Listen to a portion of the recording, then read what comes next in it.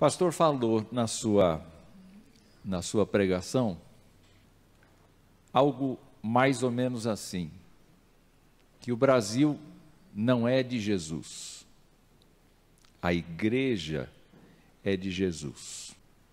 Esta frase é verdadeira. Tem muitos evangélicos que dizem assim, que o Brasil é de Jesus. Então, eu queria colocar alguns postulados aqui relacionados aos estudos do livro de Reis. Quando nós olhamos para as Escrituras e vemos Deus falando com Israel, nós temos que lembrar que Israel é uma teocracia, ainda que tenha um governo de monarquia, é uma teocracia. Por quê? Porque Israel foi formado a partir da vontade de Deus para ser um povo exclusivamente de Deus. Nós poderíamos comparar Israel com a igreja e não com os países que nós encontramos. Se nós quisermos fazer uma afirmação de quem são todas as nações pertencem a Deus, porque Ele é o Criador de todas as pessoas.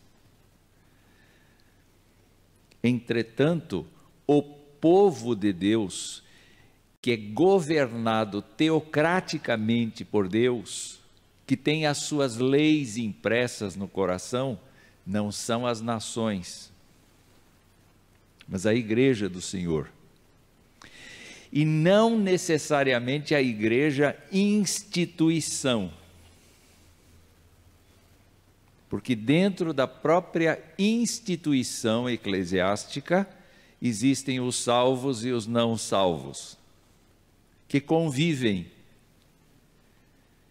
debaixo até das mesmas doutrinas. Entretanto, alguns creem, alguns não creem. Quem sabe os que creem e quem sabe os que não creem? Ele sabe. E a pessoa que crê também sabe. O que nós assistimos é o testemunho das pessoas, e por isso nós acreditamos nas pessoas. Eu creio que a minha esposa é salva. Por quê? Porque eu a assisto do lado de fora. Mas Deus assiste do lado de dentro. E Ele é que sabe se ela é salva realmente ou não. Então, é importante para nós, quando nós estudamos os livros dos reis, nós vejamos o propósito de Deus para com o seu povo e apliquemos isso não ao nosso país, mas à igreja que está no nosso país. Tá bom? Uma outra coisa que eu quero afirmar: o nosso estilo de vida brasileiro é laico, segundo a nossa lei. Isto quer dizer que as pessoas podem acreditar no que quiserem. Se quiserem acreditar no Evangelho, podem. Se quiserem acreditar nas religiões afro-brasileiras, podem. No espiritismo, podem. No ateísmo, podem. Em matéria de religião, o nosso país é laico. E grande parte da nossa população é pagã, porque mistura as adorações. É sincretista. Qual é a ordem bíblica que nós temos a respeito do nosso país? A ordem bíblica que nós temos é viver as verdades do Evangelho e não nos movermos delas, como nós acabamos de ouvir. Continuar sempre recordando as mesmas verdades. Portanto, o Evangelho, nesse sentido, não é progressista de jeito nenhum. Porque ele não aceita novos valores, especialmente quando os valores estabelecidos por Deus para a vida do seu povo são muito claros.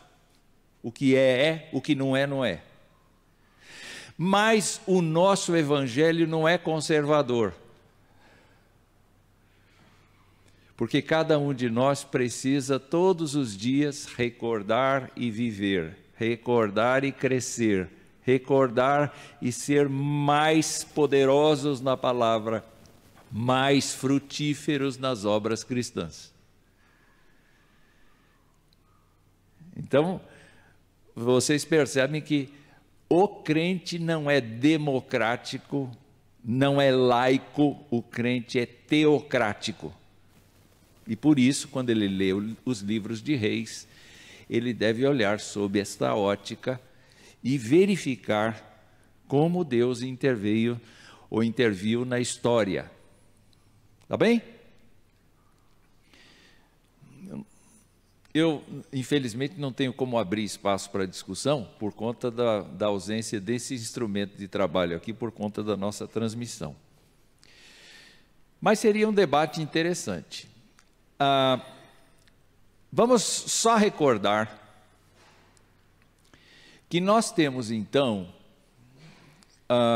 no segundo livro de Reis, várias dinastias que ocupam o Reino do Norte, em sequência ao primeiro livro de Reis, e em 722 o reino deixa de existir e nunca mais é reconstituído. O reino de Judá prossegue sozinho a partir do capítulo 18 e vai até o final do livro, exibindo rapidamente a participação destas pessoas que estão aí: Ezequias, Manassés, Amon, Josias, Joás, Joaquim e Zedequias, todos da casa de Davi.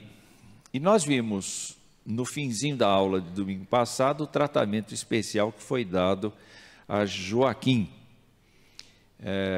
Então, recordando rapidamente, o primeiro capítulo fala de Acasias de Israel doente, mandando mensageiros para consultar Baal na Filistia. Elias intervém, Acasias persegue Elias e perde 100 soldados e 2 capitães por fogo do céu. Deus existe e executa o seu juízo. Vamos nos lembrar que é uma nação teocrática, ainda que dividida. Deus governa. Há uma transição profética de Elias para Eliseu. Elias é convocado para ungir Jeú, que é uma pessoa do norte. Elias é do reino do norte. E ele é convocado para ungir esta pessoa que mais tarde será rei e acabará com a dinastia de Acabe.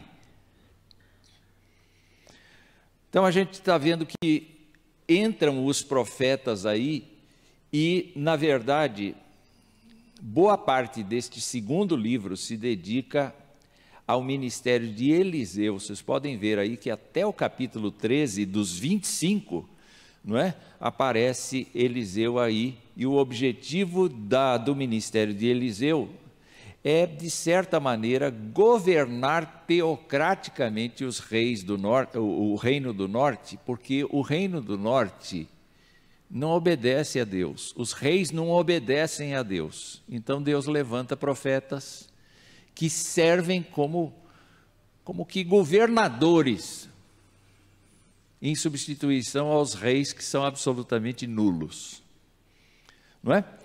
Então acontece a destruição da dinastia de Onri pelo ministério de Eliseu, e a pergunta que nós vimos no domingo passado foi: por que profetas nos livros dos reis?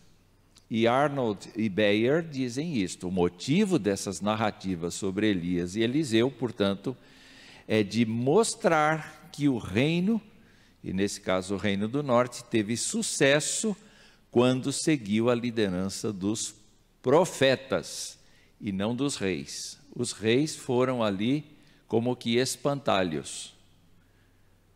O ônus desses reis foi levar o povo a uma idolatria. Eles sempre foram acusados disso, fez o que era mal perante o Senhor, seguindo os passos de Jeroboão. Então o fracasso e a destruição foram o resultado quando os reis rejeitaram a palavra de Deus oferecida por meio dos profetas. Em outras palavras, desde o comecinho, Deus havia dito assim: fiquem comigo, fiquem com a minha palavra, usem a minha palavra como seu código de valor, código de princípio. Porque vocês ficando ao meu lado, eu cuido de vocês, eu abençoo vocês, eu torno vocês uma nação poderosa, que os inimigos em volta se renderão a vocês. E Deus ia intervir na terra, ia fazer chover na estação própria, ia fazer as plantações darem seus frutos prodigiosamente.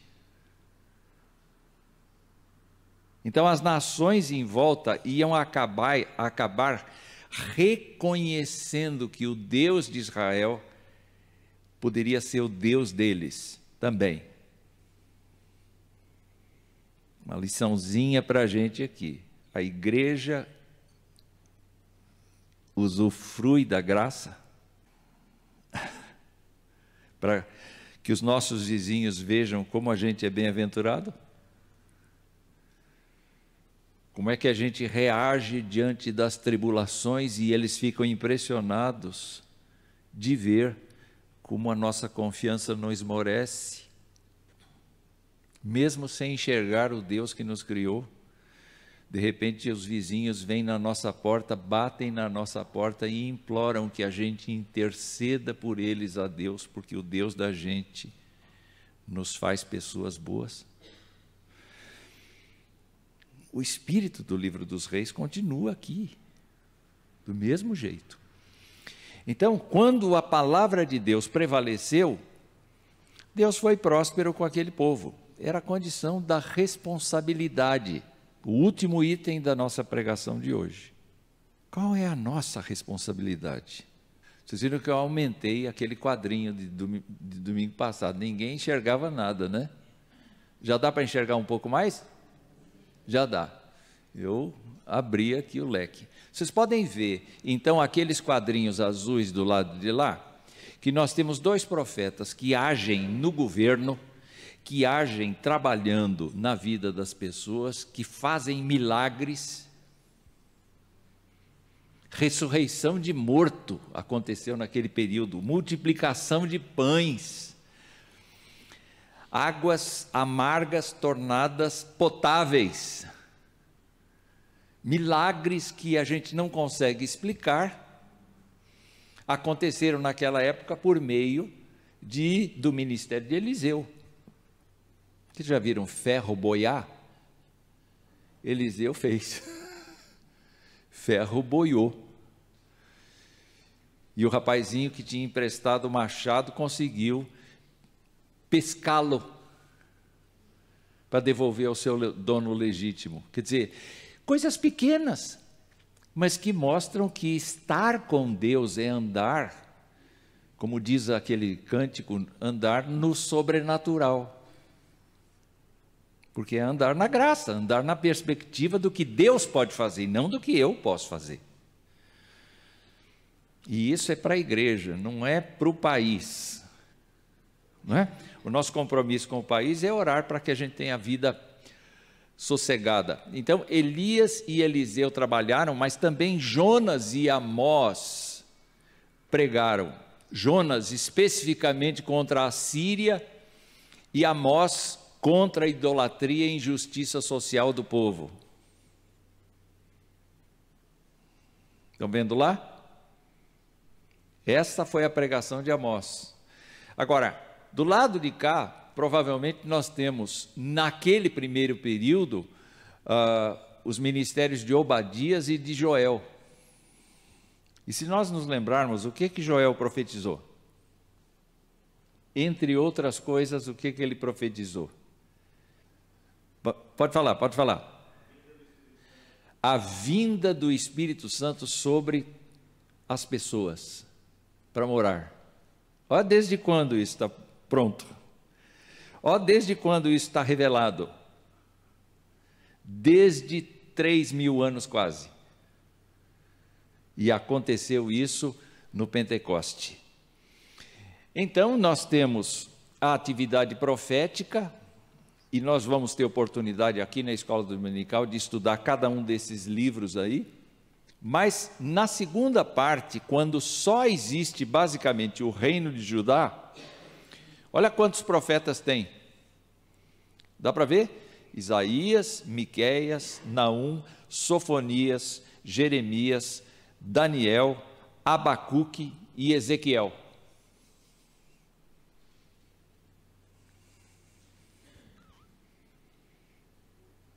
Quantos reis são relativamente bons aí? 2 só. Ezequias e Josias. Alguns começaram bem e foram mal. Então o que nós percebemos é que Deus incrementou a atividade profética nesse período, porque os reis não estavam funcionando, e, naturalmente, ele deixou impresso esse texto dos profetas. Então é muito importante a gente se lembrar de algumas coisas. Por exemplo, foi a Manassés, o rei mais idólatra de Judá, que Deus revelou que Jesus Cristo viria. Não é uma ironia? Ele pega o pior inimigo e ele diz que Jesus Cristo vem. Por que Deus faz isso? Por que Deus, quando anunciou no Éden que o filho da mulher esmagaria a cabeça da serpente, ele falou com a serpente e não com Adão? Porque Deus não tem medo de ninguém, não precisa ter. E ele revela as suas coisas aos bons e aos maus. Deus é livre para revelar a sua vontade a quem Ele quer. Nós aprendemos isso também no livro dos Reis, estas maravilhosas expressões de Deus. Nós vamos estudar na época que chegarmos em Isaías, por exemplo, nós vamos ver que ele é um profeta messiânico, não é? Quando ele fala no capítulo 53 do servo sofredor, quem pode imaginar que na época dele haja algum servo sofredor daquele jeito? Mas quando a gente começa a ler os evangelhos, a gente vê, peraí, ele não estava falando de ninguém da época dele, ele estava falando de Jesus. E assim nós podemos compreender que Deus, pelos profetas, estava trabalhando. Enquanto os reis estavam cuidando da política e de buscar inspiração nos deuses dos países em volta, os profetas estavam trabalhando em revelar a vontade de Deus, e Deus ia contando o que é que ele estava para fazer na história. Nós temos um período de relativa paz, que é o tempo em que a Síria, ou melhor, Síria, estava perdendo forças, porque a Assíria estava crescendo. Então, com isso, nós temos Jeroboão II e Azarias, ou Uzias, crescendo e tendo um reino de paz e prosperidade, mas como diz um autor que nós estudamos, isso não quer dizer que Deus estava aprovando o governo deles. Né? Deus não estava aprovando o governo deles, mas por causa dos eventos históricos todos, essa região teve relativa paz por 4 ou 5 décadas. Então, o que nós encontramos? Acás de Judá desencaminha a nação para a apostasia em níveis maiores do que Israel praticava. Em outras palavras, Acás copiou o jeitão do reino do norte e aplicou no reino do sul. Então, por isso ele é considerado um dos piores reis em termos de apostasia no livro aqui, não é? E a questão é sempre esta: você tem confiança em Deus ou naquilo que você faz, nas suas próprias alianças? E quando fala aqui de aliança, fala de aliança política, fala de relações, não é? Com os povos vizinhos, e fazendo alianças e prometendo coisas e sendo sujeito. Então Deus pergunta: você tem confiança em mim ou naquelas alianças que você faz? Vamos abrir então em 2 Reis 17. 2 Reis 17. Eu vou começar do verso 3 e vou lendo aqui. Salmaneser, rei da Assíria, fez guerra contra Oséias, que era rei do reino do norte. E este ficou sendo servo dele e lhe pagava tributo. Porém, o rei da Assíria descobriu que Oséias estava conspirando contra ele. Oséias tinha mandado mensageiros a So, rei do Egito, e não mais pagava tributo ao rei da Assíria, o famoso calote, como anteriormente fazia de ano em ano. Por isso o rei da Assíria prendeu Oséias e o lançou num cárcere. Depois o rei da Assíria passou por toda a terra, foi até a cidade de Samaria e sitiou-a por 3 anos. No 9º ano do reinado de Oséias, o rei da Assíria conquistou Samaria e levou os israelitas para a Síria. Ele os fez habitar em Hala, junto a Rabor, rio de Gozã e nas cidades dos Medos. Bom, esse é o dado histórico.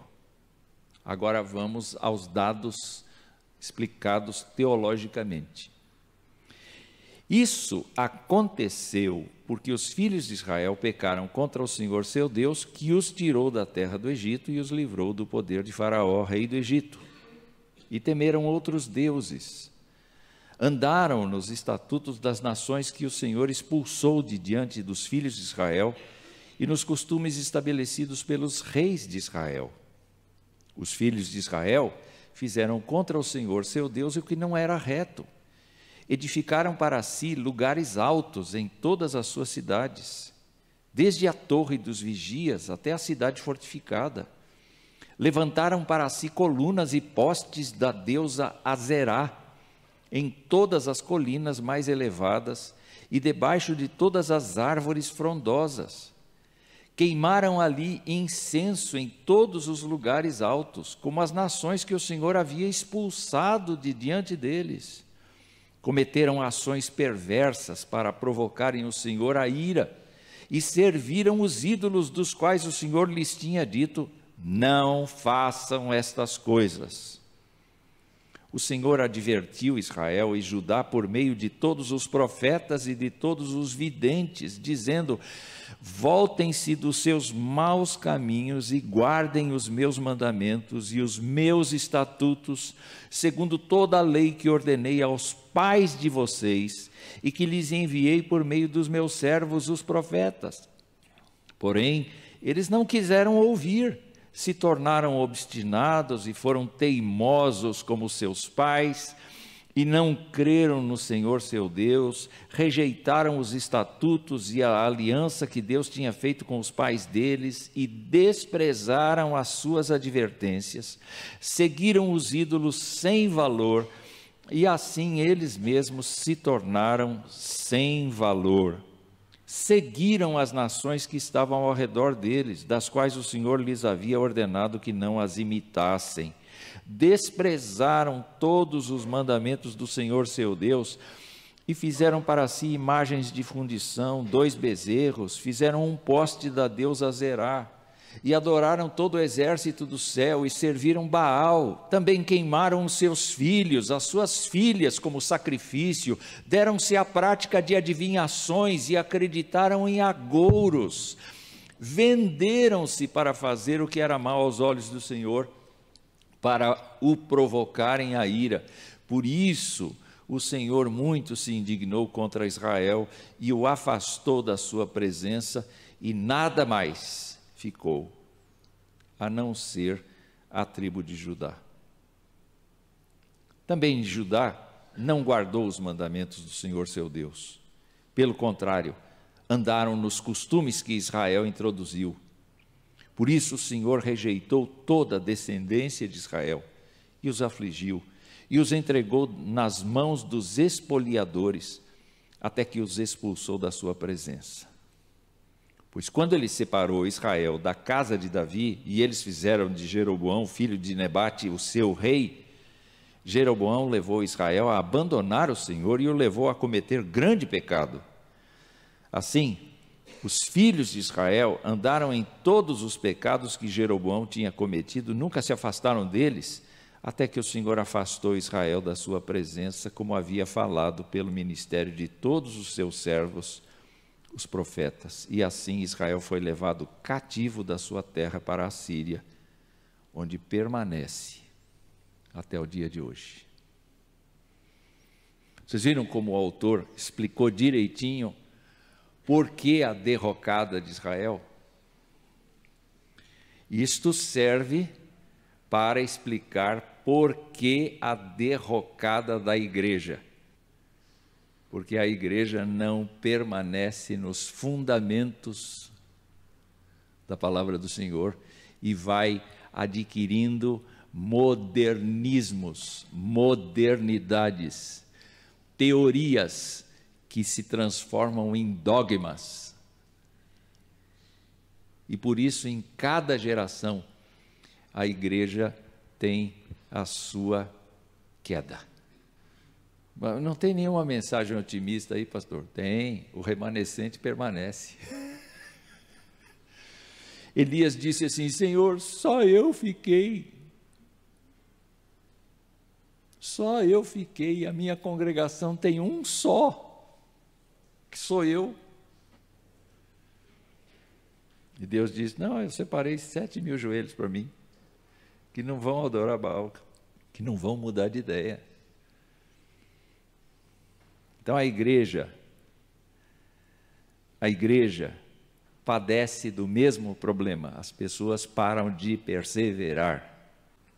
Se vocês compararem esse texto com Mateus capítulos 24 e 25, vocês vão ficar absurdamente atônitos com o fato de que Jesus Cristo disse assim: olha, vão surgir falsos cristos, vão enganar muitos. Por se multiplicar a iniquidade, presta atenção, por se multiplicar a iniquidade, o amor de muitos esfriará.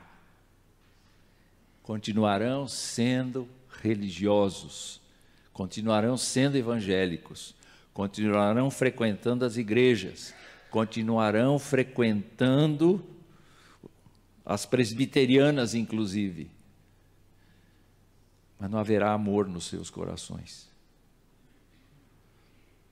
E quando a gente lê esse texto que a gente acabou de ler, a gente vê como isso é possível acontecer no seio da igreja, porque as pessoas do passado fizeram a mesma coisa. Elas já eram o povo do Senhor, deixaram de ser. É aí que surgem os samaritanos, não é? Então eu queria lembrar aqui de 3 personagens que eu queria citar aqui. Talvez 4. O primeiro personagem é Atália. Atália é a única rainha que governa Judá. Ela é da família do norte, ela é da família de Acabe. É isso? Quando Jeú, do norte, mata o seu filho, que é do sul, ela assume o lugar dele. Mas Deus tinha prometido que da descendência de Davi viria alguém, não é verdade? Viria alguém, e veio Jesus. Muito bem, qual foi então a ação que nós vemos aqui acontecendo durante o reinado de Atália? Volta lá para o capítulo de número 11. Capítulo 11. Como Deus segura as coisas, como Deus não permite que o ser humano contrarie a sua vontade. Olha como foi. Quando Atália, mãe de Acasias, viu que o seu filho era morto, portanto o rei Acasias do sul, levantou-se e destruiu toda a descendência real.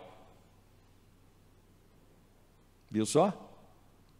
Ela era do norte, era mãe de Acasias, que era o rei, mas o rei foi morto por Jeú, do norte. Olha que confusão.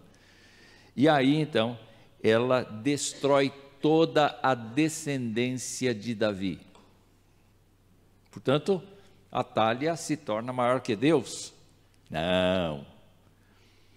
Mas Jeoseba, filha do rei Jorão, e irmã de Acasias, fez o quê? Raptou Joás, que era o legítimo descendente de Davi. Raptou Joás, filho de Acasias, do meio dos filhos do rei que seriam mortos, e o pôs juntamente com a sua babá numa câmara interior do templo, da casa do Senhor. E assim o esconderam de Atália, e ele não foi morto. Joás esteve com ela, escondido na casa do Senhor durante 6 anos, e Atália reinava no país. Um rei não deve saber tudo o que está acontecendo? Como garantir silêncio de uma criança de 1 ano? Como garantir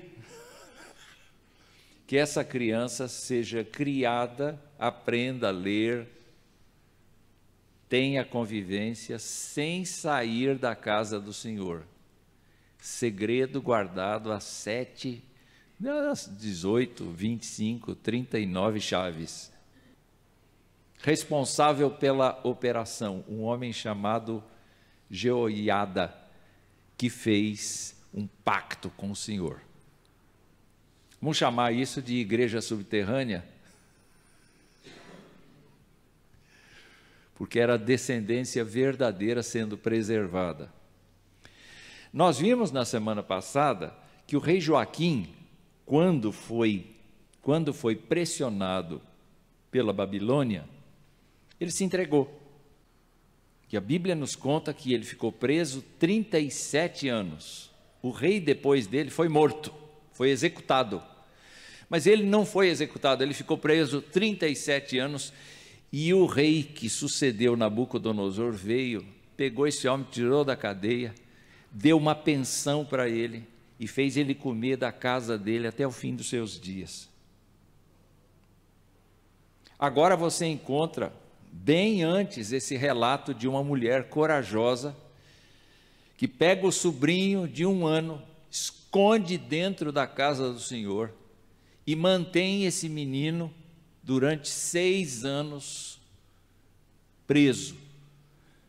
E ali, quando chega a condição dele assumir o trono com 7 anos de idade, um príncipe regente, portanto, e tendo Joiada como o mentor dele, a coroação desse menino é feita dentro do templo, na casa do Senhor. Quando ela chega, ela grita: traição, traição. Ela está há 6 anos no poder. 6 anos é bastante tempo. Ela tem exércitos que entram e saem da corte, ela tem a corte, ela tem uma porção de gente. Como é que nunca esse segredo foi revelado? Dali a pouco ela se depara com Joás sendo coroado, e ela tem voz de prisão e ela é morta em casa. e a sucessão da casa de Davi volta a acontecer. A gente nunca pode duvidar de que Deus vai realizar os seus planos que tem para nós. Não importam os meios que a história recorde. Vocês estão entendendo? Esse Deus que a gente adora é um Deus que não muda de ideia. É um Deus que, a despeito do ser humano atacar, criticar, ofender, machucar, ele não muda de posicionamento. Aquilo que ele prometeu fazer, ele vai fazer. É por isso que a nossa fé não pode se apoiar nas circunstâncias históricas. Porque ele sempre tem um jeito de se... Não é? Tem uma canção inglesa, americana, que um certo cantor famoso lá nos Estados Unidos, evangélico, canta. E essa música se chama Mas God. But God. Procura lá, But God. B-U-T-G-O-D, But God. E ele diz assim, Abraão e Sara, a música começa assim, Abraão e Sara ouviram do Senhor a promessa de que eles teriam um descendente, mas eles eram velhos. Então ele vem com essa frase, But God, mas Deus... E Deus suscita de uma Sara incompetente para gerar um filho da promessa. Aí ele cita a passagem do Mar Vermelho, e ele descreve montanhas para lá, montanhas para cá, mar na frente, exército atrás. Aí ele diz, But God has a way. Mas Deus tem um modo. Então, quando eu leio essas passagens do Antigo Testamento, eu digo, nossa, que vida cruel que aquele povo vivia. Não, por trás da vida cruel, você tem que ver como é que Deus sempre tinha o seu jeito de agir e de intervir. Nós encontramos, então, no coração de Ezequias, o desejo de destruir. Isso já está mais adiante, não é? Está lá nos capítulos 18 em diante. E nós vemos aqui que Ezequias começa a reinar no 3º ano do reinado de Oséias, filho de Elá, rei de Israel. Ezequias é filho de Acás, rei de Judá. Tinha 25 anos de idade quando começou a reinar, reinou 29 anos, portanto ele morreu com 54, né? É isso? 54 anos, a mãe dele era Abi, filha de Zacarias, e ele fez o que era reto aos olhos do Senhor, segundo tudo que Davi, seu pai, havia feito. Removeu os lugares altos, quebrou as colunas, derrubou o poste da deusa Azerá, também fez em pedaços a serpente de bronze que Moisés havia feito. Os filhos de Israel chamavam essa serpente de Neustã, e até aquele dia lhe queimavam incenso. Então ele confiou no Senhor, verso 5, Deus de Israel, de maneira que não houve ninguém como ele entre todos os reis de Judá, nem antes nem depois. Porque se apegou ao Senhor, não deixou de segui-lo e guardou os mandamentos que o Senhor ordenou a Moisés. Aqui você tem o retrato do que Deus queria e o que Deus quer para a sua igreja. Pessoas que, a despeito de encontrarem um horizonte absolutamente obscuro, olham para a palavra de Deus e ficam nos valores da palavra de Deus. É muito própria a mensagem de hoje de manhã, porque ela coincide absolutamente com o espírito do livro do Reis.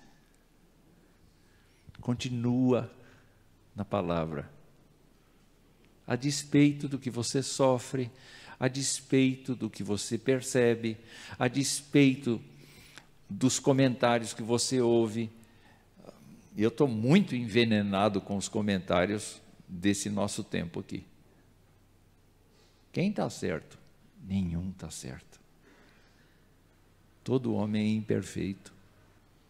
Mas que Deus dê a cada um de nós a capacidade de escolher as pessoas para governar o país. Nosso papel será orientar ou pedir a orientação de Deus para essas autoridades, quaisquer que sejam.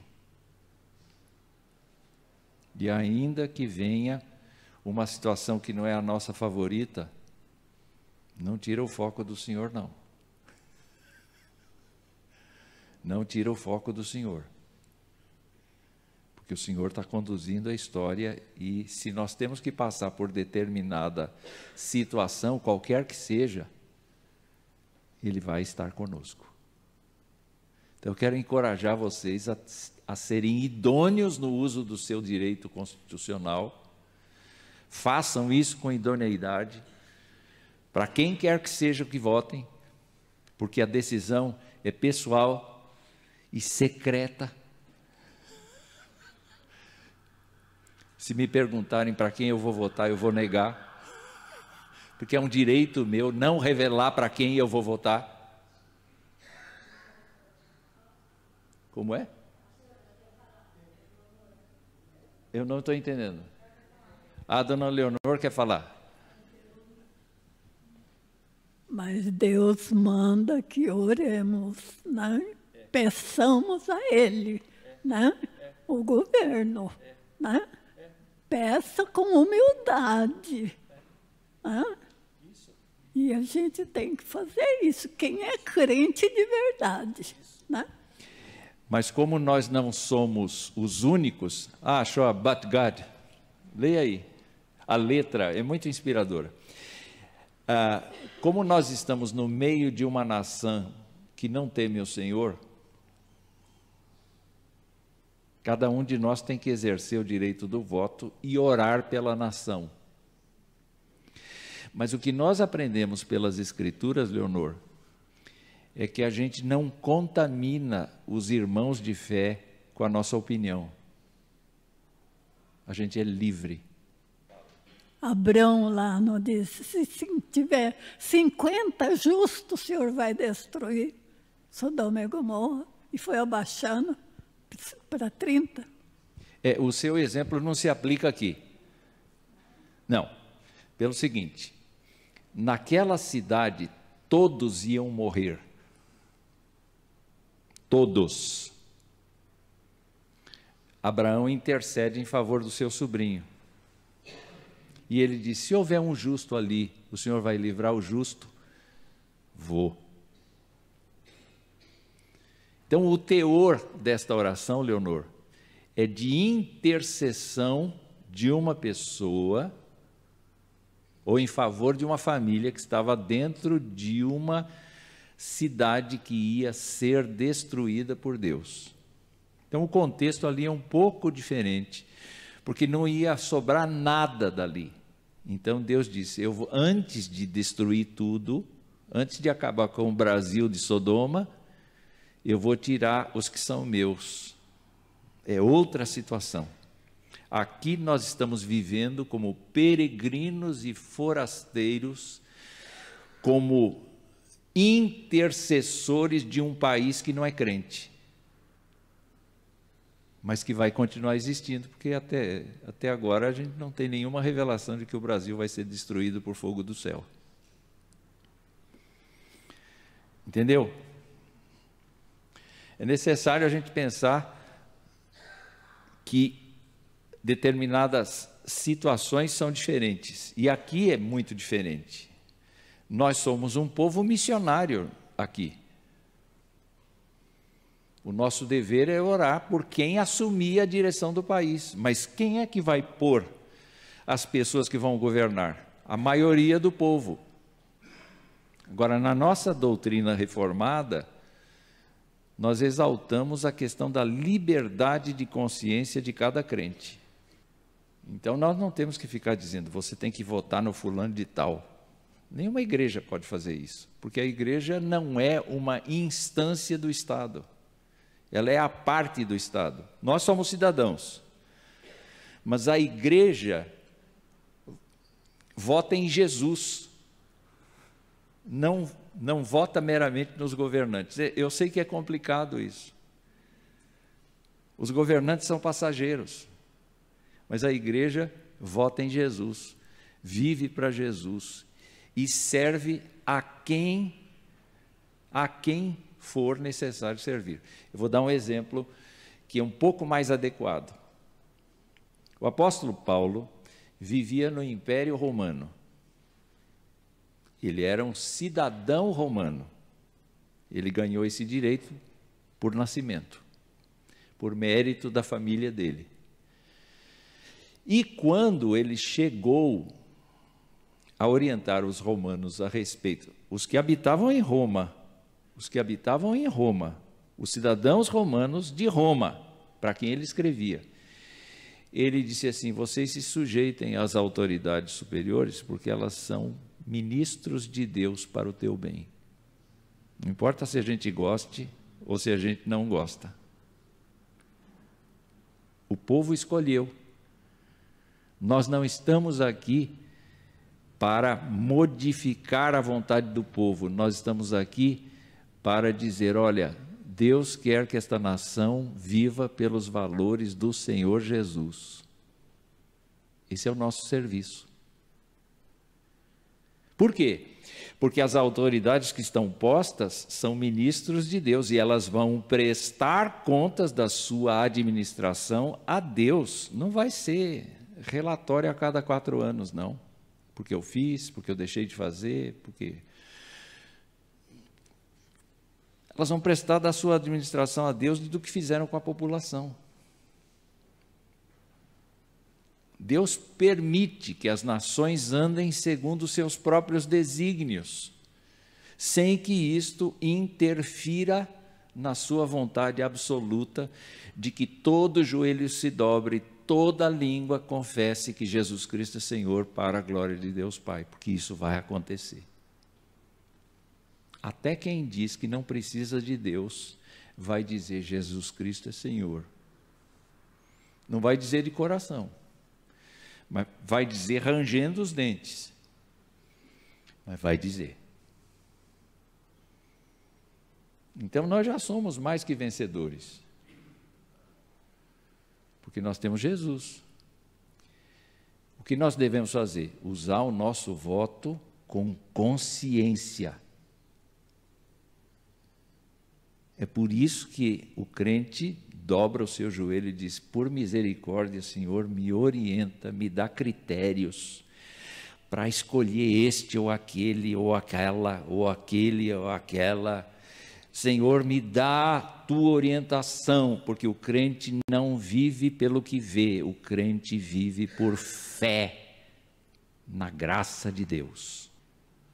O crente não é apolítico, o crente é um agente político, mas ele está na terra para influenciar as pessoas a serem boas pessoas, a serem pessoas que confiam na providência divina, na graça divina. Esta é a missão do crente.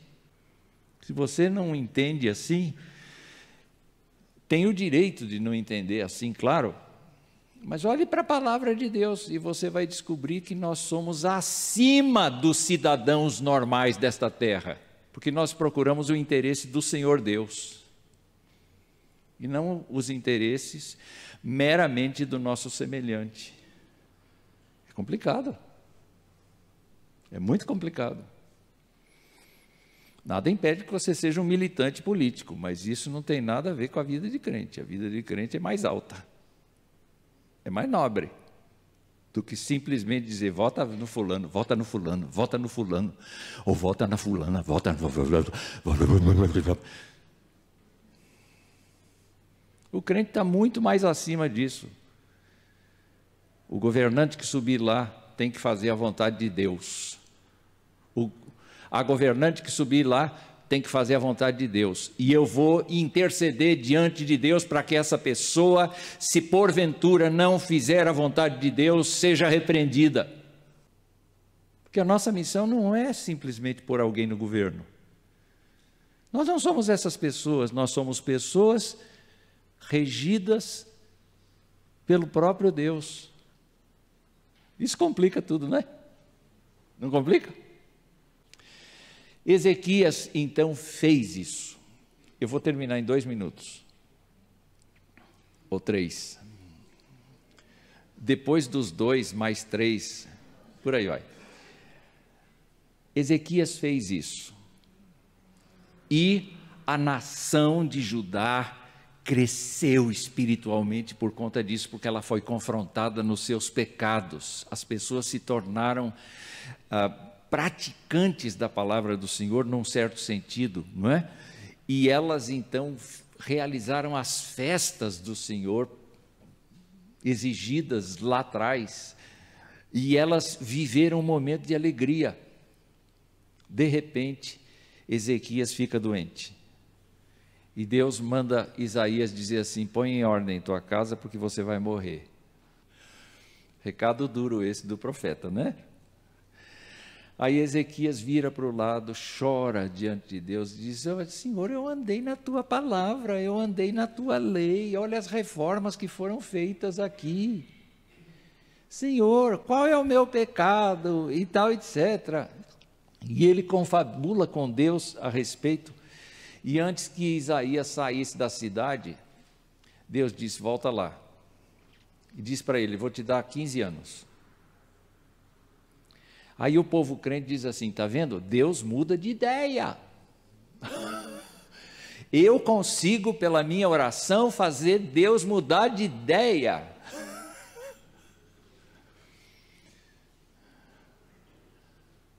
Aí Deus age com Ezequias do mesmo jeito que agiu com Salomão. Eu vou te dar o que você pediu e vou te dar o que você não pediu.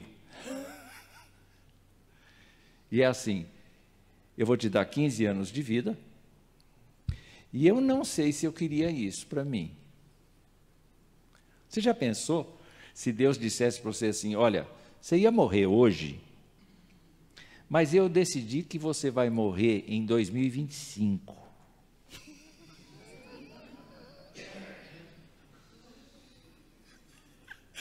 Como é que só seria a sua vida de hoje até 2025? Eu não sei se eu queria muito isso. Mas ele disse assim: eu vou te dar 15 anos, eu vou te libertar do jugo em volta, e eu vou abençoar a terra. Com isso a gente entende que o que Deus queria é que Ezequias abrisse o coração, se humilhasse diante dele. E a Escritura diz que Deus nos dá infinitamente mais do que pedimos ou pensamos em pedir. Deus nunca dá o que a gente quer. Deus dá sempre o que a gente necessita e dá com abundância. Quando Tiago falou dessas coisas, Tiago disse assim: mas olha, se você tem falta de sabedoria, peça para Deus, que a todos dá liberalmente, mas peça com fé, porque a pessoa que pede sem fé é semelhante à onda do mar, que uma hora está aqui, outra hora está ali. Peça com fé. Foi o que aconteceu com Ezequias. Ao chorar, ele conta a vida dele para Deus, ele lamenta as suas fraquezas, ele pergunta onde é que foi que ele errou, ele tem esse diálogo com Deus, ele tem essa liberdade com Deus, e Deus lhe dá algo que ele não pensava em pedir, porque Deus olha o todo, a gente olha a parte, Deus olha o povo. Qual foi o erro de Ezequias? Os babilônios estavam crescendo e mandaram uma comitiva para Ezequias, e ele vai para o templo e diz assim: olha as nossas riquezas.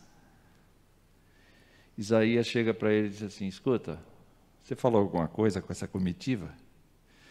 Mostrei tudo. Então é por aí que você vai se perder. A outra pessoa é Josias. E com Josias acontece uma coisa interessante.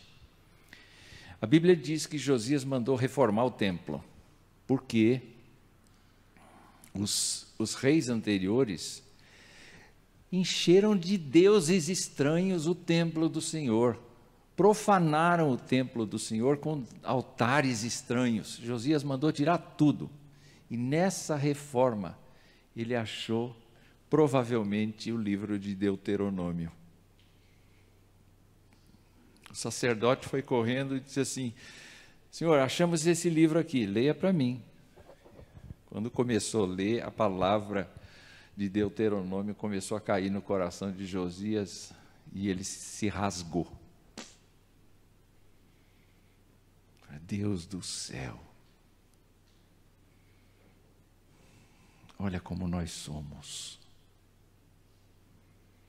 Porque a palavra de Deus confronta a gente, não é? Ele foi confrontado pela Escritura e ele promoveu uma revolução no seu país. Foi uma bênção aquele período sob Josias. Qual foi o erro dele? O Egito quis atacar os reinos do norte e ele deu uma de salvador da pátria, foi bloquear o caminho do Egito e foi morto. Deus não queria isso. Deus falava pelos profetas o que ele queria. Ele não ouviu. Mas a gente não pode descartar que as reformas que ele fez foram reformas importantíssimas. Isso está bem registrado aqui no capítulo de número 22. Só para terminar, vale a pena você ler o livro dos reis, sob a ótica de como Deus governa e como Deus usa de todos os instrumentos para manter a sua vontade. Nós vamos entrar no livro de Crônicas, que repete a mesma história, mas sob uma ótica diferente. E nós vamos retroceder um pouco na história. Mas é importante para você aplicar. O apóstolo Paulo diz que as coisas que foram escritas a respeito de Israel são aplicáveis para a nossa vida hoje. Nós não temos que ser crentes legalistas. A lei do Deuteronômio é uma lei que foi estabelecida para o relacionamento teocrático daquele povo com Deus de Israel. Nós não somos judeus de nascimento. Nós temos que agregar ao livro de Deuteronômio todo o conteúdo dos evangelhos e da pregação apostólica para constituir o nosso corpo de doutrinas. Nós vivemos agora debaixo da graça de Cristo, e aquelas leis de Deuteronômio que são aplicáveis a nós são as leis éticas e não as leis cerimoniais ou as leis civis de Israel. Nós temos que aplicá-las para nós como princípios éticos. Então, a nossa responsabilidade é confiar no Senhor, mas andar de acordo com a sua lei, porque o padrão ético está estabelecido ali. Entenderam? Quer dizer, não dá para um crente ser crente divorciado da Escritura. Ele tem que ter a própria Bíblia, e tem que estudar, e tem que entender a própria Escritura. Esse é o esforço que a gente tem que fazer, vivendo na graça do Senhor.